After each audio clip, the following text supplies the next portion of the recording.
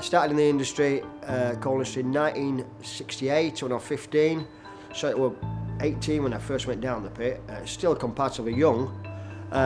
He grew up pretty quick down the pit because there were some real characters down there, some great people, don't get me wrong, but some were a bit scary. Well, I always tell people when I work here, I say if they're a bit scared about going down the mine, I say it's just like being at home.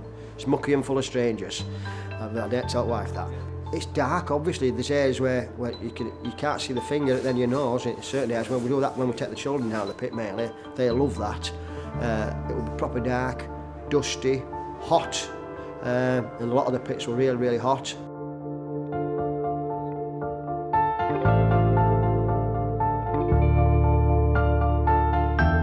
It's always sunny in Glasshoughton. Oh, yeah.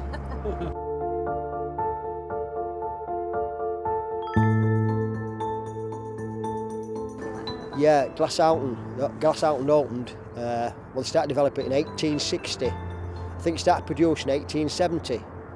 Well, I never actually worked there, but if we'd have been stood here 40 years ago, it wouldn't have been quite like this. Obviously, there were no on one of these roads, big grey mountain of grey slack or slurry or whatever. So yeah, from my point of view, it's good that people have got jobs to go to. You don't want a ghost town.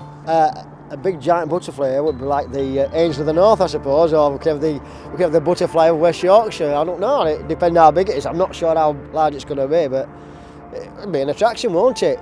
You can class the site after the pit road, after it was developed. Really muddy, lorries going up and down, a right pig hole, you know. And if you can think of that being as a caterpillar, then it evolves into a butterfly.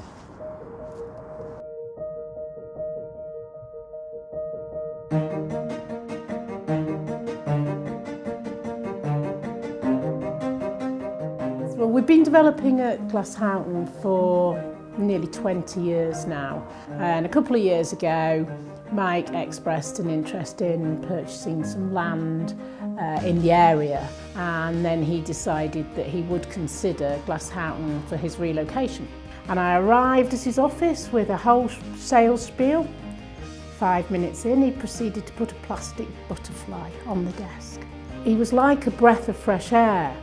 Instead of the corporate suits that we normally see, he was an accountant with a twist.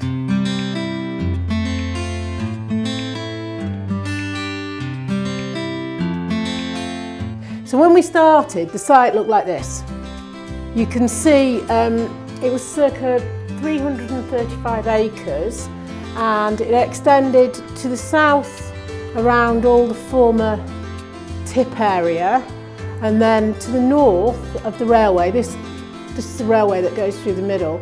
So once we'd got on site, we started the task of reclaiming, and we basically had to sort all the materials. So this picture here shows the height of the muck shift. And believe me, I don't know what every pile is on there, but my site manager at the time, Gwyn James, was an expert in piles of muck.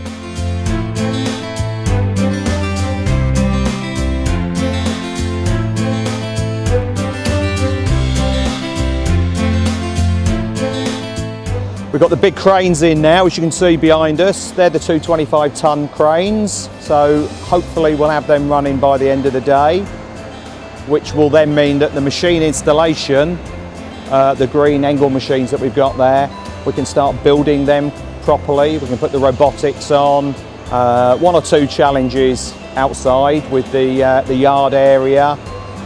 One of them, the big one that came in, was 110 ton, so I had quite a concern about it sinking outside, but that didn't materialise because we put enough hardcore down, and luckily now we actually have a concrete yard, so that's something that we don't have to worry about anymore. It's a case of getting the machines up and running is what we're aiming for.